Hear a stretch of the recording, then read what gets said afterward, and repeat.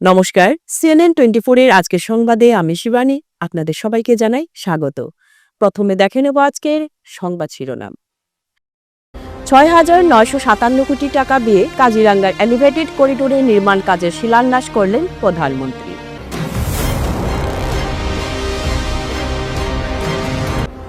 কাটিগড়ার খেলমা জিপির ৬ জন নির্বাচিত সদস্য সহ সভাপতি বিজেপি দলে যোগদান।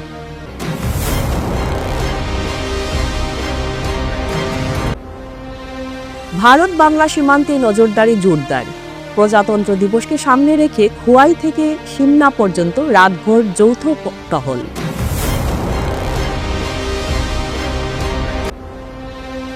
শাইনব বরাকের উদ্যোগে বরাক উপত্যকায় বৃহৎ মডেলিং শো অনুষ্ঠিত।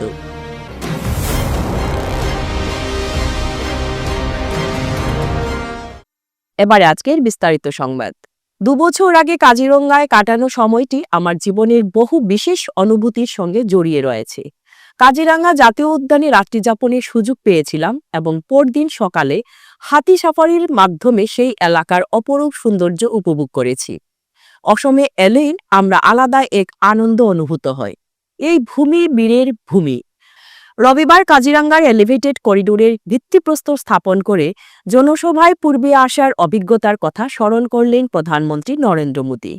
তিনি বলেন, এবার অসমবাসীর জন্য বহু কোটি টাকার উপহার দিতে প্রস্তুত কেন্দ্র। ৬,৯৫৭ কোটি টাকা ব্যয়ে কাজিরাঙ্গার এলিভেটেড করিডোর নির্মিত হবে। এই প্রকল্পের আওতায় কাজিরাঙ্গা জাতীয় উদ্যানের মধ্য দিয়ে যাওয়া NH 715 সড়কের ৪ লেনে উন্নীত করা হবে এবং প্রায় ৩৫০ কিলোমিটার দৈর্ঘ্যের এলিভেটেড করিডোর নির্মাণ করা হবে। এর ফলে বন্যার সময় বন্যপ্রাণীরা নিরাপদে কার্বি আংলং পাহাড়ে যাতায়াত করতে সক্ষম হবে।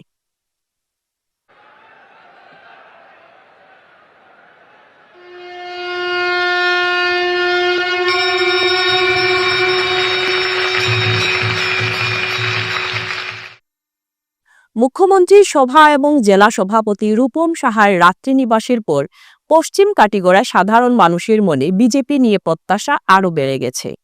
এরই ফলস্বরূপ খেলমা জিপির ৬ জন নির্বাচিত সদস্য সহ সভাপতি বিজেপি দলে যোগ দেন। পশ্চিম কাটিগড়ার বিজেপি মণ্ডল সভাপতি নিরাপদ দেবের তৎপরতায় এই এলাকার বেশ কিছু মানুষ ইটখোলার দলীয় কার্যালয়ে উপস্থিত হন। সহ সভাপতি ঝলক চক্রবর্তী এবং রাজেশ দাস, সভাপতি রূপম সাহা সহ অন্যান্যরা তাদের গলায় দলীয় উত্তরীয় পরিয়ে দলে বরণ করে নেন। সভাপতি রূপম সাহা বক্তব্যে দলের মান সম্মান অক্ষুণ্ণ রেখে কাজ করে যাওয়ার আবেদন জানান। রিটায়ার্ড সুভাষচন্দ্র দাস, যিনি আমাদের সোশিয়াল ওয়েলফেয়ার অফিসে চাকরি করতেন, SC সোশিয়াল ওয়েলফেয়ার অফিসে, উনার নেতৃত্বে প্রায় 40 জন ভারতীয় জনতা পার্টিতে যারা কোনোদিন ভারতীয় জনতা সঙ্গে ছিল না, ওনারা আজকে জয়েন করেছে। এরপর এখন আমাদের খুব খুশির ব্যাপার, গত 2 দিন আমি কাটিগড়াতে ছিলাম, তো এখানে আমরা আমাদের মন্ডল সভাপতি মাননীয় নিরাপদ দেবের বাড়িতে আমি প্রবাস করেছিলাম। তখন আমার কাঠিগড়ার যে পঞ্চায়েত সভানেত্রী, ওনার খেলমা জিপি সভানেত্রী, যিনি কংগ্রেসের পঞ্চায়েত, ওনারা ইচ্ছা প্রকাশ করেছেন আমাকে যে আমরা ভারতীয় জনতা পার্টিতে ঢুকতে চাই। তখন ওনাদেরকে আমি বলেছি, কেন বিজেপিতে ঢুকবে না, কংগ্রেস আর আমরা সহ্য করতে পারছি না, বিভিন্নভাবে কংগ্রেসের অপশাসন, দুর্নীতি, সেই সব দিকে আমরা মনটাকে ঠিক করতে পারছি না, আমরা ভারতীয় জনতা পার্টিতে জয়েন করব। আজকের দিনে কাছা জেলে আমার 145 জনের উপরে পঞ্চায়েত আছে, আর এখন আরেকজন বেড়ে গেল। এইভাবে প্রতিনিয়ত আরো দেখবেন আগামী বিধানসভার আগে আরো পঞ্চায়েত কিছু জয়েন করবে। একদিকে ভারত বাংলা সম্পর্কের চির, অন্যদিকে আসন্ন ২৬ জানুয়ারির প্রজাতন্ত্র দিবস উপলক্ষে কড়া নিরাপত্তা ব্যবস্থা সুনিশ্চিত করা। এই দ্বৈত লক্ষ্যকে সামনে রেখে শনিবার মধ্যরাত থেকে রবিবার ভোর পর্যন্ত খোয়াই থেকে সিমনা জুড়ে শুরু হয় ব্যাপক যৌথ টহলদারি। দেখুন সবিশেষ। এদিন ডগ স্কোয়াড সহ খোয়াই থেকে পশ্চিম ত্রিপুরা জেলার সীমানাস্থিত ছুছুন্দর নালার সীমান্ত পর্যন্ত প্রায় 23 কিলোমিটার দীর্ঘ এলাকা জুড়ে পুলিশ, TSR এবং BSF এর যৌথ টিম রাতভর সীমান্ত চষে বেড়ায়। এই বিশেষ অভিযানের নেতৃত্ব দেন খোয়াই মহকুমা পুলিশ আধিকারিক ডি কুদিয়া রাসু। তার সঙ্গে উপস্থিত ছিলেন খোয়াই থানার ওসি কৃষ্ণধন সরকার, বাইজালবাড়ি পুলিশ ফাঁড়ির ওসি যুগল কিশোর ত্রিপুরা। বিএসএফ এর পক্ষ থেকে অভিযানে অংশ নেন 104 battalion company commandant Suryabhan Singh, Stanley BSF camp in charge, Paharmura BSF camp in charge, পাশাপাশি বগাবিল, বেলছড়া এবং খ্যাংরাবাড়ি ক্যাম্পের ইনচার্জরাও উপস্থিত ছিলেন। নিরাপত্তা বাহিনীর সদস্যরা কোথাও পায়ে হেঁটে আবার কোথাও গাড়িতে চেপে সীমান্ত এলাকার প্রতিটি গুরুত্বপূর্ণ পয়েন্ট খতিয়ে দেখেন। সীমান্ত সংলগ্ন জনবসতি, সংবেদনশীল এলাকা এবং চলাচলের সম্ভাব্য রুটগুলিতে বিশেষ নজরদারি চালানো হয় এদিন।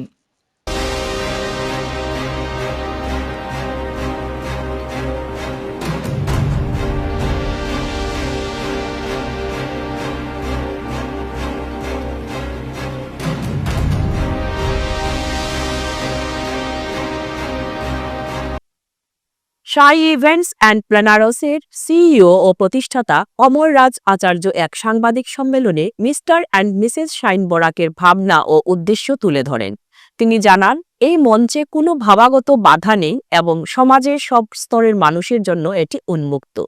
বিভিন্ন ব্র্যান্ডের সাথে যোগাযোগ করে তাদের সুযোগ করে দেওয়া হবে বলেও সম্মেলনে উল্লেখ করেন। এই সাংবাদিক সম্মেলনে উকিলপট্টির যুবরাজ, প্যারাডাইসের সঞ্জয় পালও উপস্থিত ছিলেন। তো নমস্কার, আমার নাম অমররাজ আচার্যি। আমি Sai event planners and shine প্রোডাকশনের সিইও প্লাস ফাউন্ডার। আজকে আমরা একটা করছিলাম যে আমরা একটা বড় ইভেন্ট করাই, একটা মডেলিং নিয়ে বহুদিন ধরে আমরা ভাবলাম। তারপরে আমরা করাইছি মেইনলি ফার্স্ট করাইছিলাম আমরা ত্রিপুরার মধ্যে mister miss shine of Tripura.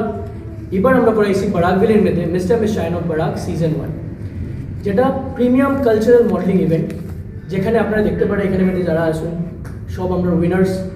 And আজকে আমি সিলেটিতে কেনে বইলাম, সব ইভেন্টসের মধ্যে দেখা হয় ল্যাঙ্গুয়েজ ব্যারিয়ার্স থাকে। তো আমরা এই যে ইভেন্টটা হয়েছে এটার মধ্যে কোনো ল্যাঙ্গুয়েজ ব্যারিয়ার্স আছে না। এটার মধ্যে যে কোনো ল্যাঙ্গুয়েজে সবে ইন্ট্রোডাকশন দিতে পারছে, কোয়েশ্চেন আনসার্স তারা ল্যাঙ্গুয়েজে দিতে পারছে। এখানে মধ্যে যারা যেগুলো ক্যাটাগরিজ আছে এগুলো আমি একবার বলতে চাই। এটা হলে kids, teens, mister miss, Mrs, তার লগে ট্রান্সজেন্ডার। প্রথমবার বরাকভ্যালির মধ্যে আমরা ট্রান্সজেন্ডার লেখা একটা প্ল্যাটফর্ম দিছি, যেখানে ট্রান্সজেন্ডাররা পার্টিসিপেট করছে। এডুকেটেড ট্রান্সজেন্ডার্স আপনারা বলতে পারেন, তারাও চাইছে যে তারা এখানে মধ্যে পার্টিসিপেট করতে পারে। তো এরকম আমরা একটা প্ল্যাটফর্ম দিছি। তো তার লগে এখানে মধ্যে আমরা কিডসের যারা উইনার আছে, মিস্টার মিসের উইনার্স, তারা কিতা হর এখান থেকে ডাইরেক্টলি চান্স পার মিস্টার মিস আসামের মধ্যে। মিস্টার মিস আসাম যেটা গুয়াহাটি আইটি মাস্কোয়াতে হয়, এখানে আমরা বরাকভ্যালির থেকে যারা উইনার্স আসলো শাইন অফ বরাকের, এরা ডাইরেক্ট চান্স পাইছে। অ্যান্ড ওইখানে মধ্যে উইনার্সের 50% রেজিস্ট্রেশন ফি আমরা অর্গানাইজেশন থেকে পে করা হইব। তার লগে আমরা শোজ যারা পার্টিসিপেট করছে তার লিগে আমরা আরেকটা জিনিস করিয়া দিলাম, portfolio shoots, proper portfolio shoots. এই শ্যুটসটাই আমরা বেসিক্যালি তার পোর্টফোলিও শ্যুটসগুলো বাইরে পাঠাইলাম আমরা কানেকশনসের মাধ্যমে, আমরা জিমেইল যেগুলো আছে মেইলসের মাধ্যমে করলাম। এখন আমরা যতগুলো উইনার্স আছে তারা একটা প্ল্যাটফর্ম নিয়ে দিলাম। এখানে মধ্যে আমরা মেইলস করবো, তারা পুরো পোর্টফোলিও যেটা শ্যুট করা হইব এটা আমরা মেইলস করলাম বড় বড় ব্র্যান্ডসের, যেরকম বেলাভিটা আছে, পার্ক অ্যাভিনিউ আছে, এগুলো ব্র্যান্ডসের আমরা অ্যাপ্রোচ করবো, মডেলস চান্স দেওয়া হোক, বুঝছেন না? তো তারা আমরা চান্স দেওয়ার একটা ট্রাই করলাম। তো এখানে আমি দেখতে হইব আমরা বরাকভ্যালির যারা ক্যান্ডিডেটস আছে এরাও চান্স পাইব বাইরে গিয়া নিজের আমরা বরাকভ্যালির নামটা আরও শাইন করতে পারি। বরাক উৎসবে মাতিয়ে দিল কচিকাচারা। রবিবার KRC ফাউন্ডেশনের উদ্যোগে শ্রীভূমিতে প্রথমবারের মতো বরাক উৎসব আয়োজনে শিশুরা মাতিয়ে দিল প্রথম দিনের কার্যক্রমে। প্রায় 400-র মতো প্রতিযোগীরা অংশগ্রহণ করে বসে আঁকো প্রতিযোগিতায়। অঙ্কনবিদরা নিজেদের শিট পেপারে মেলে ধরেন পরিবেশের উপর অঙ্কন কলা। পরিবেশকে বাঁচান অতি জরুরি, তারই বার্তা দেন বেশিরভাগ প্রতিযোগীরা।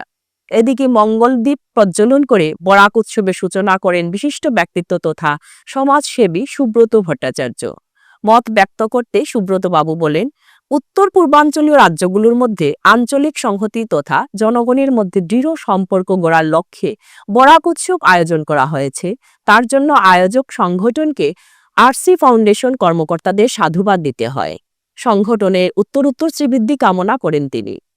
বরাক উৎসব যাতে সব দিক দিয়ে সফল হয় তার জন্য সবার সহযোগিতা কামনা করেন সুব্রত।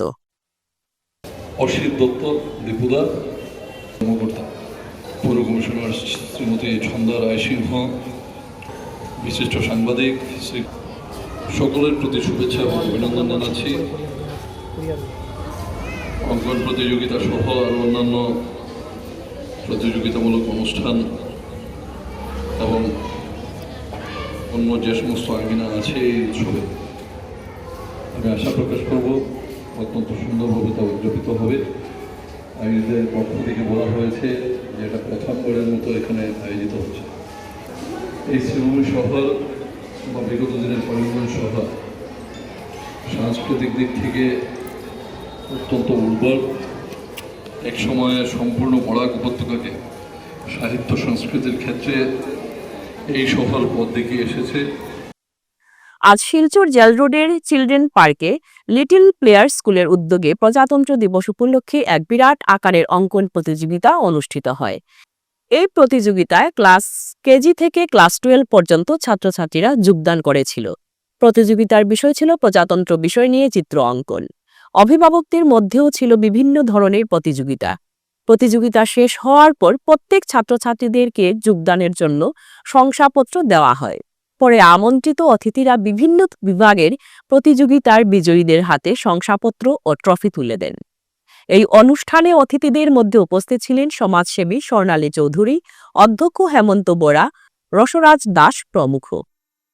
থেকে বেবি স্কুল থেকে যে আমাদের যেভাবে সম্মানিত করা হবে, যার নামে যে অ্যাওয়ার্ডটা দেওয়া হলো আমাদের জননেতা সম্মানীয় শ্রদ্ধেয় নন্দকিশোর সিনহা মহাশয়, আমরা মিশমশাই ডাক্তার ভীষণ স্নেহ করতেন। বিয়ে করিয়ে বউ করে এনে বাড়িতে ঢুকিয়েছিলেন স্বর্গীয় আমার শ্বশুর মশাই নাম স্বর্গীয় নীলু চৌধুরী মহাশয়ের হাত ধরে। সেই উনার নামে আমি যে আজকে সম্মানটা পেলাম, আমার কিছু বলার নেই, কারণ তুমি তো সম্মান করি। আর সবচেয়ে বড় কথা হলো আজকে এই শহর বানাতে বা আমাদের যে শহীদদের, যে আজকে আমরা শহীদের স্বীকৃতির জন্য ভাষা শহীদ স্টেশনের জন্য আমরা যে পাগল হয়ে ঘুরছি, সেই জায়গাটা কিন্তু উনি সবাই বেশি কাজ করেছেন। অনেক সবাই কাজ করেছে, কিন্তু উনি নন বাঙালি হয়ে না অবাঙালি হয়ে উনি বাঙালিদের এবং বাংলা ভাষাকে উনি যেভাবে সাপোর্ট করেছিলেন, যেভাবে সহযোগিতা করেছিলেন, আমাদের গড়াভেড়িতে এই ইতিহাস আর নেই। ওই একটাই ইতিহাস যে জননেতা নন্দকিশোর সিনহা মহাশয় আমাদের বাঙালিদের বাংলা ভাষাকে সম্মান করে সাপোর্ট করেছিলেন। দুর্দান্ত অভিনয় প্রত্যেক কুশীলবদের।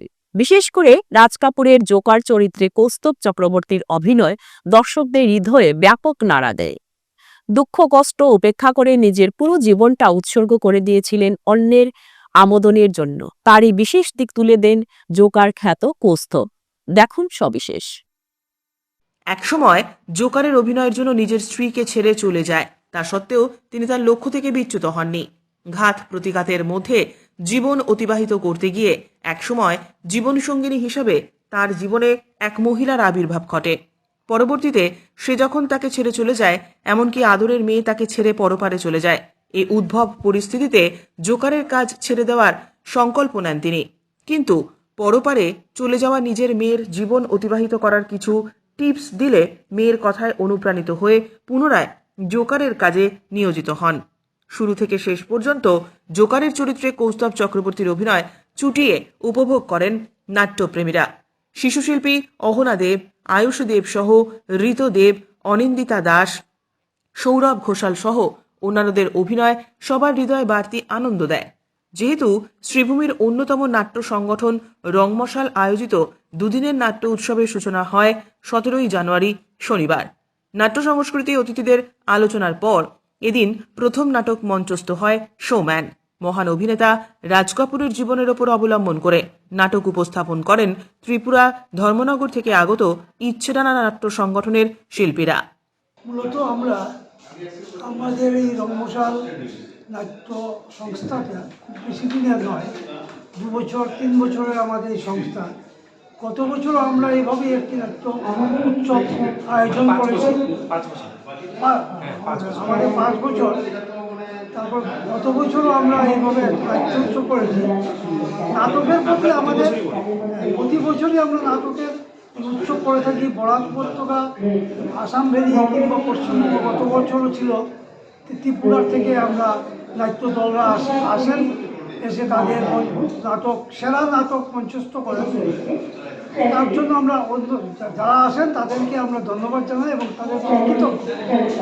নাটকটা মূলত যে আজকে একটা আলোচনাতে সুন্দরভাবে উনি উপস্থাপনা করেছেন ইন্দ্রনীল দে, সুন্দর একটা উপস্থাপনা। যে নাটক শুধুমাত্র যে বিনোদন নয়, নাটক একটি প্রতিবাদের হাতিয়ার। নাটক একটা মানে লোকের যাতে উন্নতি হতে পারে, যেমন আত্মিক যে উন্নতি আমাদের, হ্যাঁ, একটা সামাজিক একটা আন্দোলন আমরা বলতে পারি। নাটক আমাদের কাছে একটা সামাজিক আন্দোলন। সেই নাটক নিয়ে আজকের হয়তো প্রজন্ম সেভাবে উঠে আসছে না, কিন্তু তারপরও রংমশালের এই প্রতিম আমাদের তাপস কিংবা আরও যারা ছেলেরা আছে, মেয়েরা আছে, আমরা যেভাবে উঠে আসছে তার একটা ভালো দিক আমরা দেখতে পাচ্ছি। একটা ভালো দিক দেখতে পাচ্ছি। এই ভালো দিকটা আমরা দেখতে পাচ্ছি এবং আমরা ভবিষ্যতেও আশা করব যে তারা যে আরও বেশি করে নাটক উৎসব করবে, নাটকের প্রতি সংশ্লিষ্ট হয়ে এটা সামাজিক আন্দোলনের মাধ্যমে একটা প্রতিবাদের হাতিয়ার হিসেবে উপস্থাপনা করতে পারবে। এটাই আমাদের পরিকল্পনা, এটাই আমাদের কথা। কিছুদিন বিরতির পর আবার বৃহৎ পরিমাণের ভারতীয় তৈরি বিদেশি মদের বোতল বাজেয়াপ্ত করল শিলচর সদর পুলিশ। নির্ভরযোগ্য তথ্যের ভিত্তিতে শিলচর সদর থানায় পুলিশ বাহিনী শিলচরে একটি ট্রাক আটক করে এবং ট্রাকে করে অবৈধভাবে পাচার করা ১৯৫ কার্টুন IMFL বাজেয়াপ্ত করে। এই ঘটনার সঙ্গে জড়িত ট্রাক চালক ও সহচালককে গ্রেফতার করা হয়েছে। দেখুন সবিশেষ।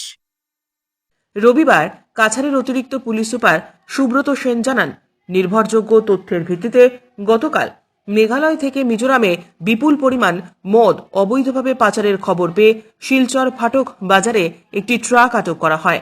পুলিশ গাড়িটি তল্লাশি করে বিভিন্ন ব্র্যান্ডের মোট ১৯৫ কার্টন মদ উদ্ধার করে, যার মধ্যে ছিল ১২০ carton royal stag, ২৫ carton signature, ৩০ carton Blender Sprite, ১৬ carton McDowell এবং ৪ কার্টন RS। এই ঘটনায় কাটিগড়ার নুননগরের চালক মাসুম আহমেদ লস্কর সহ সহচালক আব্দুল ওয়াহিদ বারভুইয়াকে গ্রেপ্তার করা হয়েছে।